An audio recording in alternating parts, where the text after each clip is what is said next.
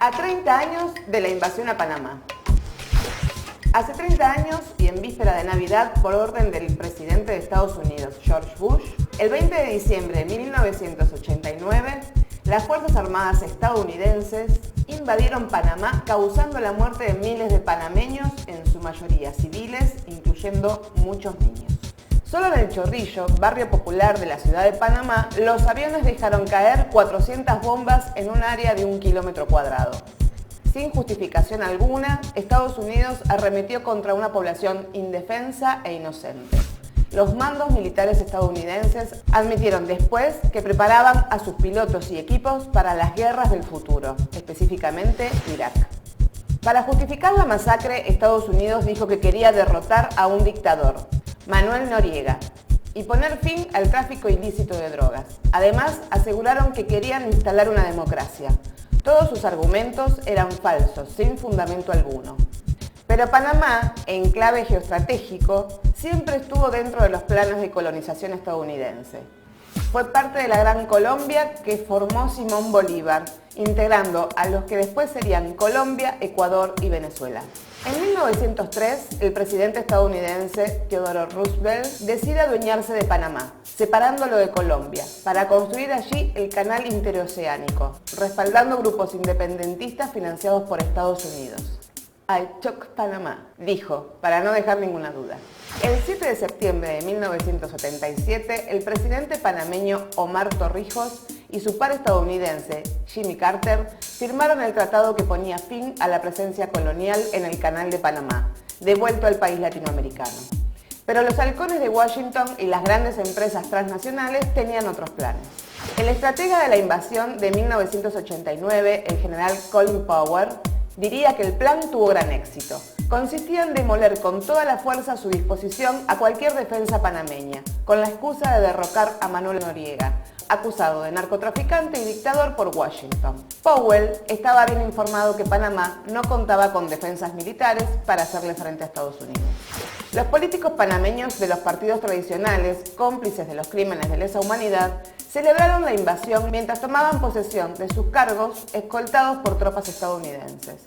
Muchos civiles también festejaron trepándose a los tanques invasores con sus banderas partidistas y la de Estados Unidos. Las celebraciones se daban al mismo tiempo que los hogares panameños vivían el terror de las armas del invasor extranjero. El pueblo panameño no ha permitido que los gobiernos de turno borren la historia del país. Mucho menos acepta que se escriba una historia que convierta en héroes a los aliados internos del invasor extranjero.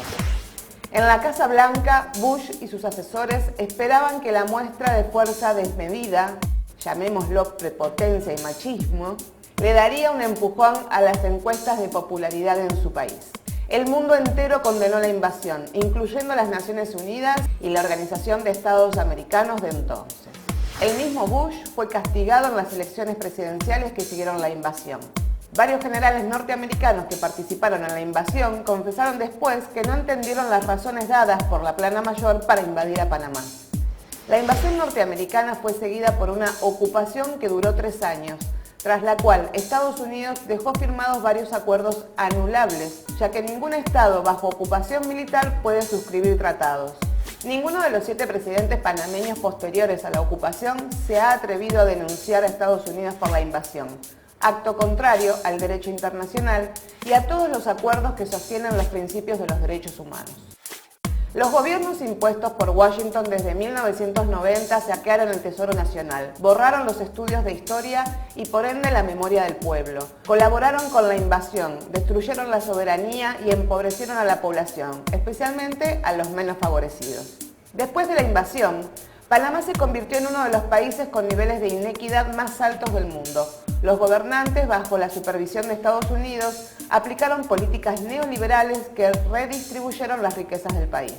Antes de la invasión, las 2/3 partes de la producción era destinada a los salarios que recibían los trabajadores. En la actualidad, la relación se ha invertido y los trabajadores solo reciben la 1/3 parte de las riquezas que producen. Aún hoy, los signos de la invasión están por todas partes. No hay consenso entre sectores amplios de la población sobre la invasión porque las operaciones psicológicas y mediáticas son a largo plazo.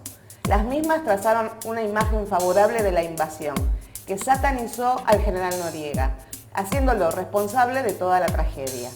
El pueblo panameño no ha permitido que los gobiernos de turno borren la historia del país.